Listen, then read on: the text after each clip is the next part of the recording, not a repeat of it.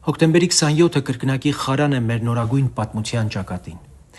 Այն նույն ժամերին, երբ խորհրդարանի դահլիճում սպանվում էին Կարեն Դեմիրճյանն ու Վազգեն Սարգսյանը, մայրաթոռում հռչակվում էր նոր հայրապետի անունը։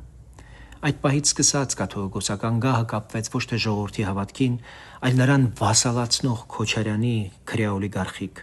համակարգին։ Այսօր մենք ապրում ենք այդ կապանքի ծանր հետևանքները։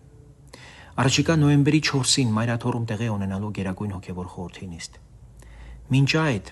արժանապատիվ եպիսկոպոսները պետք է դառնան պատմության պատասխանատու գործիչներ։ Նրանք կոչված են վերականգնելու մեր եկեղեցու արժանապատվությունը։ Ոչ մի անթիլասական, ոչ մի աշխարհական չպետք է որոշի Էջմիածնի գահակալի ճակատագիրը։ Արշակ Սրբազանի ճղճիմ տեսանյութից հետո նրա անամոթ մասնակցությունը հաջորդող օրվա պատարագին ու թափորին վեհափարի լուռ համաձայնությամբ ցույց է տալիս, որ բարոյական սահմանը հատված է։ Սրբազան հայրեր, եթե դուք լռեք, կլռի ամբողջ եկեղեցին։ Եթե դուք գործեք, կփրկեք ոչ միայն լուսավորչի գահը, այլ ողջ հավատացյալ մեր ժողովրդի հավատի հեղինակությունը։